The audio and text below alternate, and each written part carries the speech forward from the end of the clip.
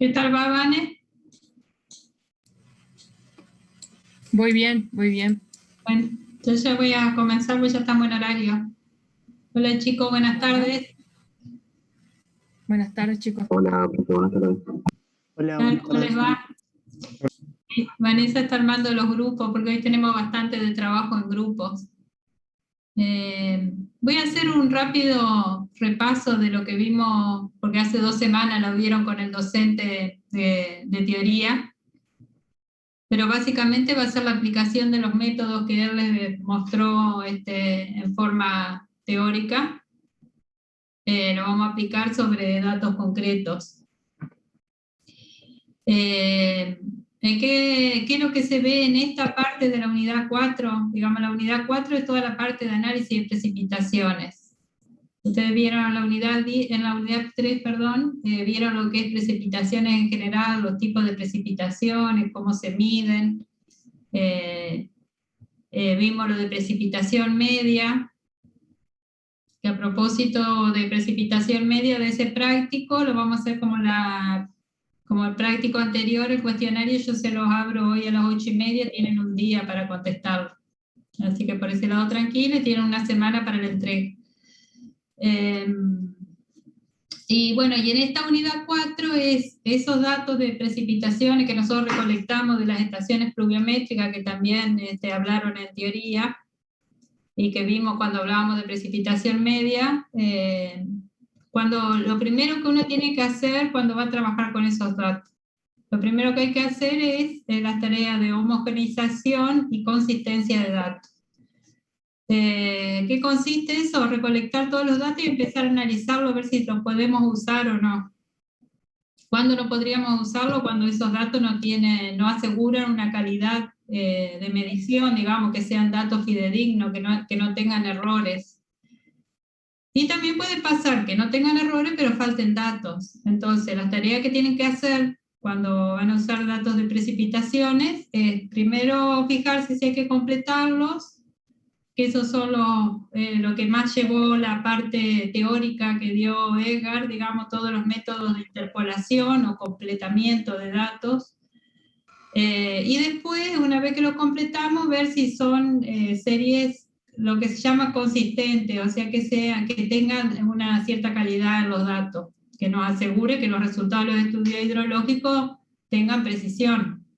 Entonces, ustedes imagínense, nosotros en las distintas temas vamos viendo las etapas de un estudio hidrológico, que pueden suponer que sea un estudio, por ejemplo, para obtener un caudal para el diseño de una obra hidráulica. Bueno, ¿qué es lo que se tiene que hacer? Empezar a recolectar precipitaciones en la zona para sacar una precipitación de diseño. Bueno, las distintas partes de un estudio hidrológico lo van viendo ustedes en cada uno de los temas, desde la delimitación de la cuenca hasta la obtención de un caudal.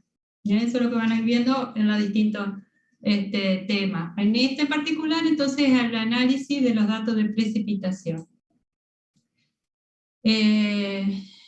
Para el completamiento de los datos, o sea, uno puede estar analizando ya sean series de precipitaciones anuales, que es sobre lo que más trabajaron la parte teórica y sobre lo que vamos a trabajar hoy. Podemos también necesitar datos diarios de lluvia, no el total anual, sino un dato diario de lluvia para, por ejemplo, estimar en una cuenca cuál fue el caudal de esa cuenca debido a esa lluvia. Entonces pueden ser datos de un día o de 2 días de precipitación. Pueden analizar precipitaciones mensuales. Bueno, eso dependerá de la finalidad del trabajo hidrológico que ustedes están por hacer. Ya sea para datos anuales, diarios o mensuales, hay diferentes metodologías de completamiento. ¿Qué significa? Completar los datos de una estación en base a datos de estaciones cercanas. Entonces pueden encontrar también como completamiento o interpolación, porque lo que hacemos es interpolar datos a partir de otros datos que se leyeron en estaciones cercanas. Los métodos que ustedes vieron en teoría que vamos a aplicar hoy son estos 5. El de correlación lineal, ponderación regional en base a las regresiones lineales, está vinculado al anterior, media aritmética, ponderación regional en base a medias anuales o razón normal, y que yo se los agrego porque el método inverso de la distancia al cuadrado permite interpolar una precipitación teniendo en cuenta la distancia de la estación incógnita respecto a las estaciones datos. Entonces como que le da más peso a la estación que está más cerca. Cuanto más cerca va a ser más parecida a su precipitación. Ahora lo vamos a ver. Yo se los agrego, la teoría está dentro de la guía del trabajo práctico y también está dentro de la teoría que dejé en los apuntes de Egan, le agregué este apuntecito. Bueno, nosotros hoy el trabajo práctico va a ser, en una primera parte, la aplicación de esos 5 métodos, y la última parte va a ser el análisis de consistencia por dobles acumulaciones o dobles masas.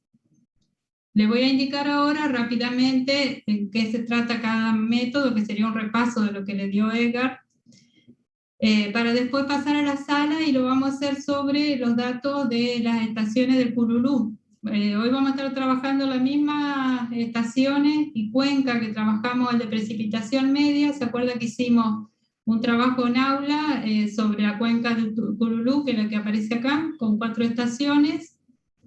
Esta es una subcuenca, yo le había comentado que es una subcuenca dentro de la cuenca del río Salado en Santa Fe. Y después ustedes, tomando esta misma metodología, van a hacer el trabajo práctico sobre la cuenca del Feliciano, que también venimos trabajando, y ese sería para entregar. Entonces hoy practicamos las formulaciones sobre esta cuenca, y después ustedes la hacen para el Feliciano. El primer método de correlación lineal, ¿qué significa? El trabajo en sí lo vamos a hacer para una serie anual en la que tenemos datos de las 4 estaciones, pero particularmente para la estación Esperanza nos falta un año no tiene datos, entonces queremos completar ese año. ¿De qué se trata el método de correlación lineal? Ustedes lo que hacen es plotear todos los datos anuales de cada una de las estaciones que se llaman de referencia. Llamamos estaciones de referencia a las estaciones que están completas, a las que vamos a tomar para interpolar. Y la estación incógnita o la estación con valor no faltante, que en este caso sería Esperanza. Entonces, correlacionamos los datos de Esperanza, la estación con datos faltantes, con cada una de las estaciones con series completas. Acá la que dice Sunchales como título están ploteados los datos anuales de Esperanza versus los datos anuales de Sunchales. Entonces, en el eje X está el valor de los datos anuales de Sunchales, y en el eje Y de esperanza.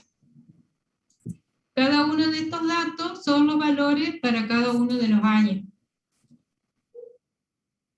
Una vez que tenemos esos valores ploteados, o sea que tenemos ese conjunto de puntos, tenemos que aproximar o obtener lo que se llama la recta de regresión, que esto pienso que ustedes lo han visto ya no me acuerdo en qué materia lo han visto, en álgebra o...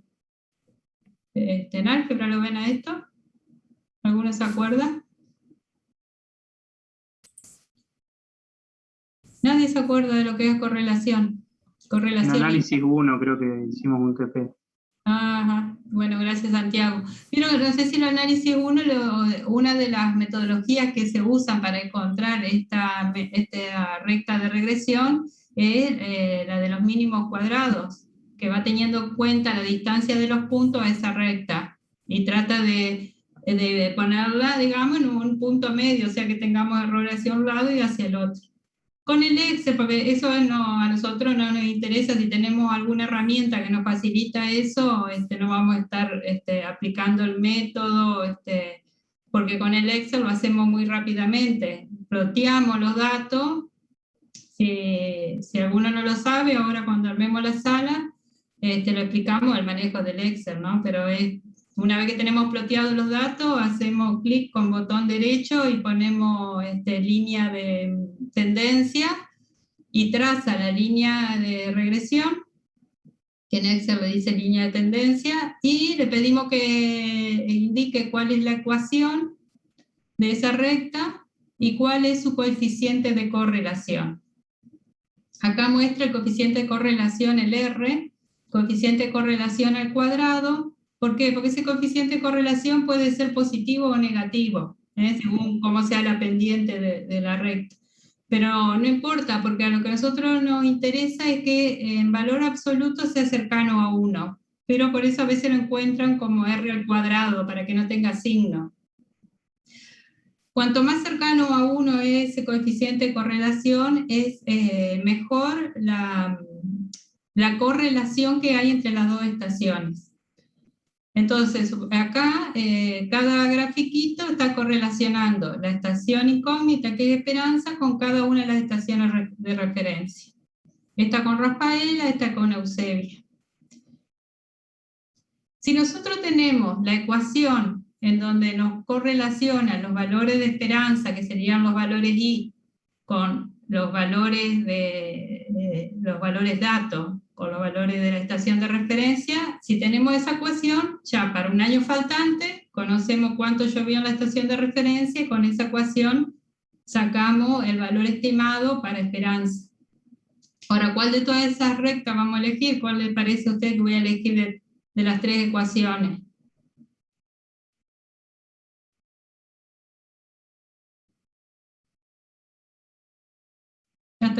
Te está dicho en la diapositiva, es lo que estoy preguntando.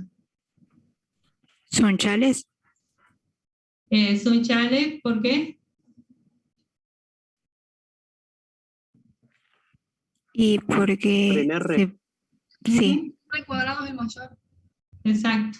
Entonces, bueno, eso ustedes a esto lo van a sacar, aunque sea ahora cuando vayamos en sala, para no demorar tanto, por ahí cada grupo que está en la sala hace la correlación con una estación de referencia para cada una y después comparamos a ver si lo sacaron bien, pero es muy simple el manejo del Excel.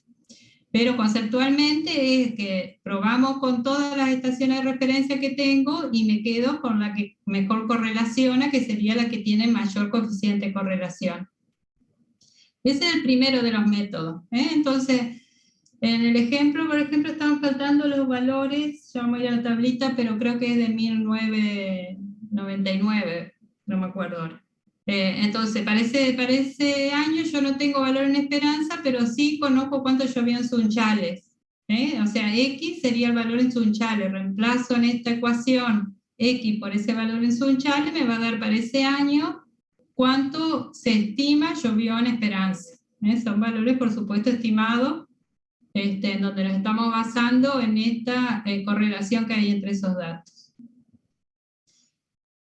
Ese es el primero de los métodos. El otro método que vamos a ver ahora, que es el de ponderación regional en base al coeficiente de correlación, lo que hace es utilizar todas las estaciones, pero pondera los valores de cada estación en función de este coeficiente de correlación. O sea que una vez que nosotros tenemos determinado podemos pasar al segundo método, en donde el valor I, o sea, este I sub I, cuando ustedes vean el I mayúscula, es la estación incógnita. El I sub I, el registro. Entonces, el valor de la lluvia anual para el año 99 en la estación Esperanza. Eso quiere decir el I sub I. Es el valor que yo quiero hallar para el año que me está faltando, o para, si fuera en el caso de lluvias diarias, para el día que me falta. ¿Cómo lo obtengo? Es lo que yo les decía, ponderan los valores. Acá voy a hacer una suma de los valores de cada una de las estaciones para ese año por el coeficiente de ponderación. ¿Qué es ese coeficiente de ponderación? Es una relación entre el coeficiente de correlación para esa estación y la suma del coeficiente de correlación. Es una ponderación, así como ustedes, por ejemplo, cuando hacen teaser, lo que están haciendo es una ponderación en área. Acá hay una ponderación y coeficiente de correlación. ¿Qué quiere decir? Que el coeficiente de correlación mayor va a tener más peso que los otros cuando hagamos esa suma. R sería la raíz cuadrada de ¿no? Entonces hacemos, por ejemplo, tomamos un chales, vemos el valor XJI, ¿qué quiere decir la J? La J sería un chales, el número de estaciones de referencia que tengo. La I es el año que estoy queriendo completar. Entonces sería el valor del año I para J igual sunchales. El peso para sunchales va a ser el coeficiente de correlación de sunchales, que lo sacamos de acá. Lo sacamos acá porque es la raíz cuadrada de esto, sobre la suma de los tres, de la raíz cuadrada de los tres correlaciones. O sea que esto lo que hace es ponderar las tres estaciones. ¿Cuál es la diferencia con la anterior? Es que en el anterior lo que hacemos es buscar el que tiene mayor correlación y usamos únicamente ese valor. Acá no, acá hacemos una ponderación regional en base a los coeficientes de correlación.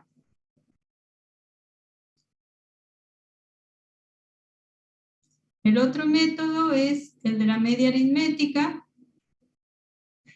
Acá están los valores que yo les doy, están en la Excel que yo les puse en el campus. Estos serían los valores, los datos que yo tengo, donde tengo para cada año cuánto llovió en ese año, el total que llovió. Y esperanza, que es la incógnita. Y acá para 1994 es que no tengo datos. ¿Alguno sabe a qué se refiere el año hidrológico? Porque yo ve que tengo pares, no digo 1988, 1989. Las series se pueden presentar como con años hidrológicos o con años calendario. En los estudios hidrológicos es más correcto hacerlo por año hidrológico. ¿Alguno sabe de eso? ¿Qué significa? Bueno, año hidrológico lo que busca para el caso de Argentina, por ejemplo, el año hidrológico va desde el 1 de septiembre, cuando yo digo 1988-1989, estoy teniendo los datos que van desde el 1 de septiembre de 1988 al 31 de agosto de 1989. ¿Por qué? Porque en nuestra región las mayores lluvias se dan en los meses de fines de primavera, verano y principio de otoño. Vieron que, por ejemplo, tuvimos lluvias importantes en marzo, abril. A veces enero es seco, pero no es lo normal. pero bueno, si uno ve un gráfico de lluvia, como también un gráfico, por ejemplo, de crecida de los ríos, vamos a ver que los mayores valores están entre fines de septiembre, más diría octubre, hasta abril. Entonces, lo que se busca con el año hidrológico es que esos valores estén en el centro de la serie. Por eso digo 1988-1989. ¿Qué significa? Que para este año tengo en Sunchales 587 milímetros, quiere decir que si tengo la serie desde el 1 de septiembre del 88, voy a tener los valores de precipitación de todos los días, los sumo hasta el 31 de agosto del 89 y ese es el valor que anoto acá en la tabla. Bueno, eso es lo que significa el año hidrológico.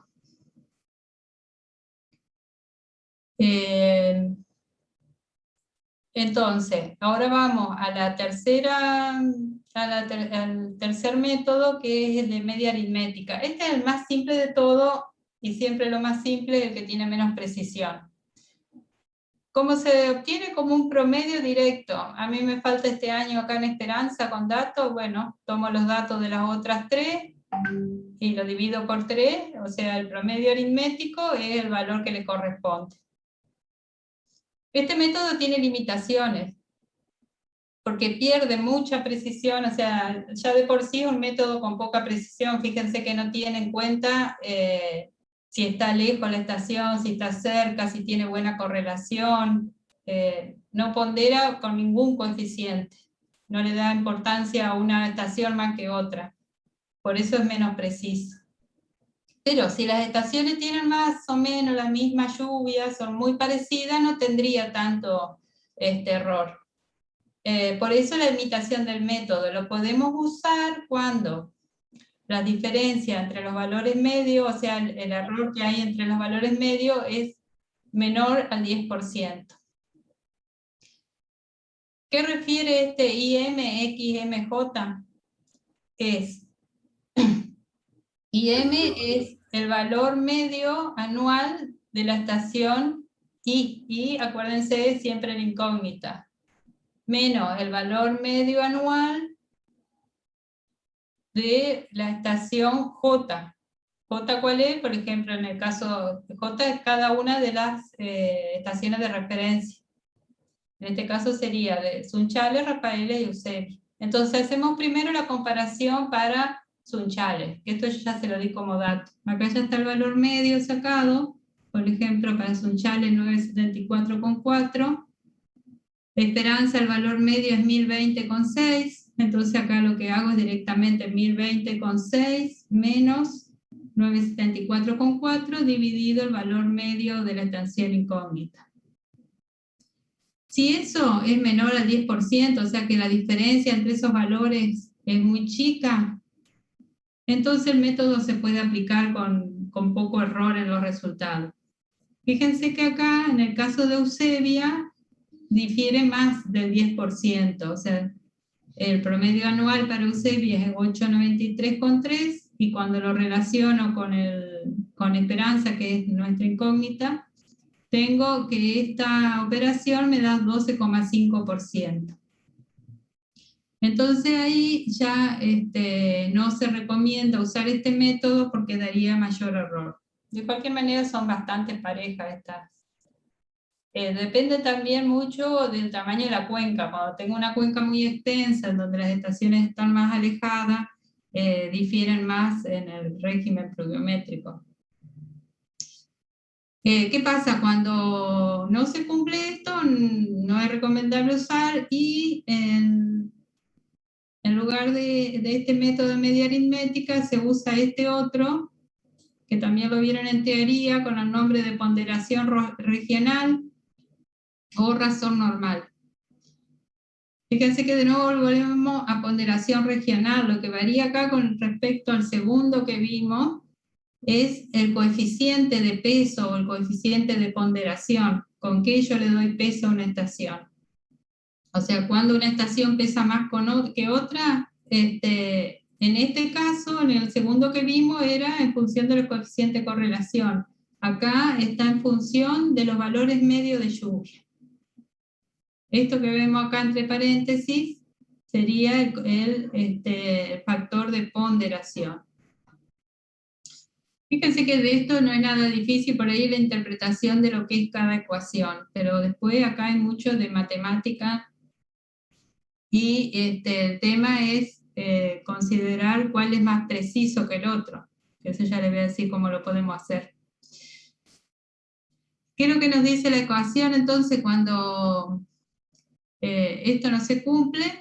Digamos que las diferencias son mayores al 10%, aplicamos esto, ¿cómo sacamos el valor de la lluvia en esperanza?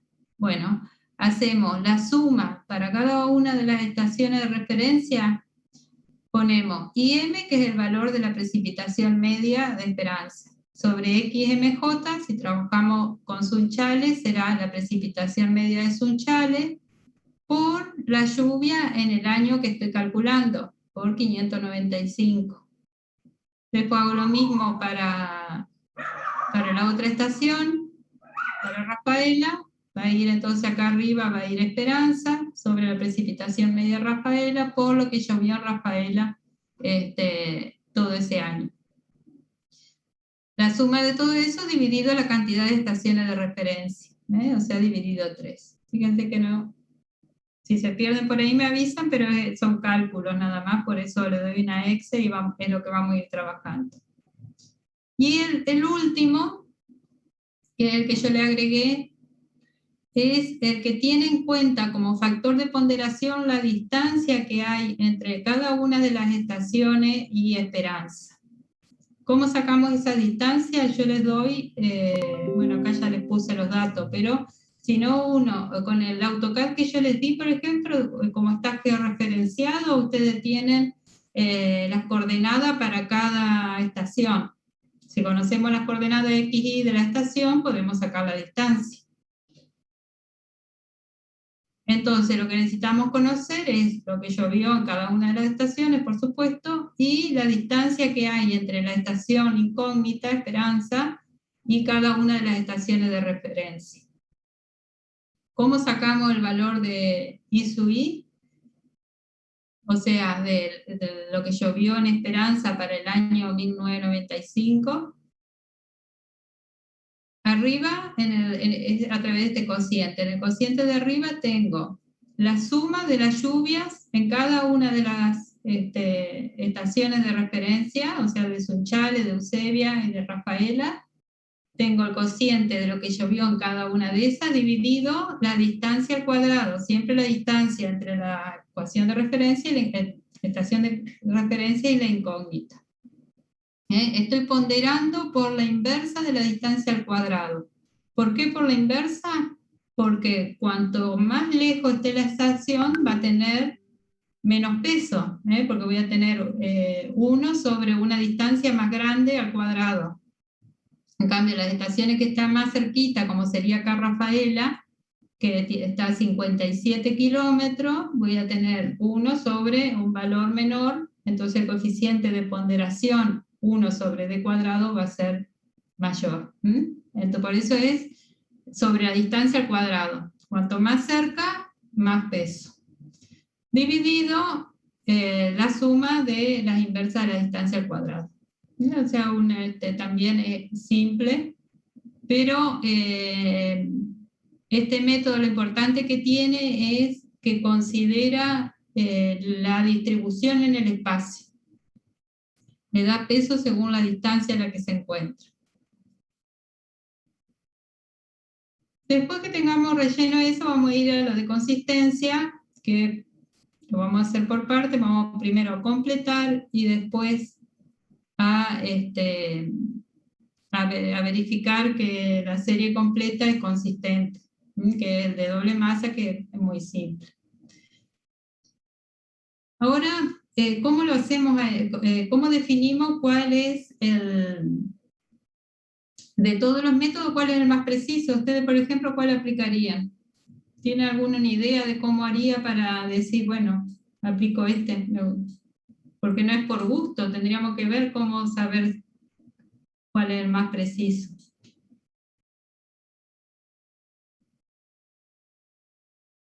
¿Se le ocurre alguno algo? ¿Alguna metodología, un procedimiento?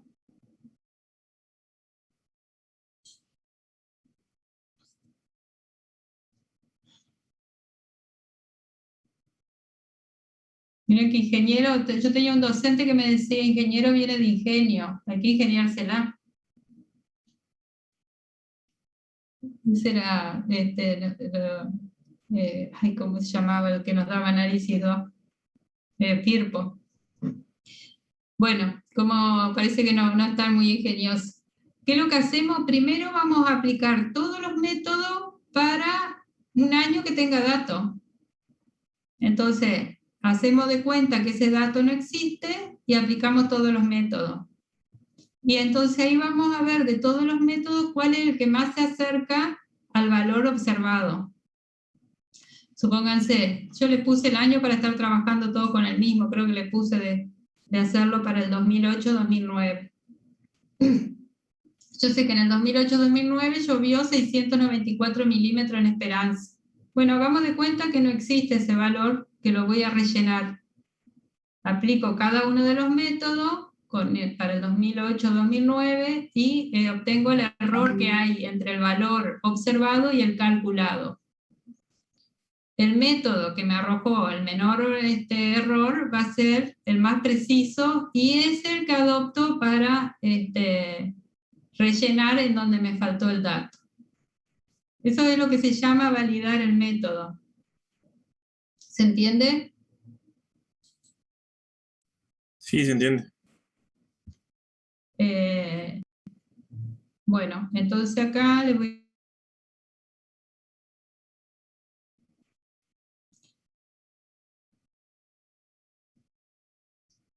Este es el procedimiento. Yo los datos del problema están, ustedes tienen 2 Excel. En realidad tienen 3 archivos. Las consignas del problema, que cuando se reúnan, si quieren, se toman un tiempito y la leen, pero es básicamente esto. En las consignas tienen toda la primera parte de teoría, que es lo que le repasé recién, donde tienen todas las fórmulas para aplicar. Y lo primero que tenemos que hacer entonces es aplicar los datos, es completar los datos anuales. Entonces en el procedimiento yo les indico, que está también ahí en las consignas, analizar la precisión de los métodos indicados en los puntos 1.1 a 1.5, que son esos 5 métodos que les expliqué recién, para un año en donde conocemos el dato. Le puse acá adoptar 2008-2009, que es el que les mostré recién. Calculamos el error en cada uno de ellos, que el error va a ser, tengo el dato observado, tengo el dato calculado, veo qué diferencia hay entre los dos, qué error tengo. La diferencia entre los dos, dividido el observado, me da el error relativo. Adopto el método que me dio menor error y eso lo uso para rellenar mi dato incógnita. Después que termino eso, vamos a ir al análisis de consistencia de datos. Y después una última parte es interpolación para el dato diario faltante, pero es como demostrativo que podemos aplicar todos los métodos que vimos para los anuales en un dato diario. No hay más teoría de eso. La parte más extensa es esta. Entonces vamos a organizarnos en salas. Nosotros vamos a ir pasando por las salas. En lo posible, si ustedes pueden disponer de las cámaras encendidas, para nosotros es más grato trabajarlo y nos vamos conociendo y se van conociendo entre ustedes.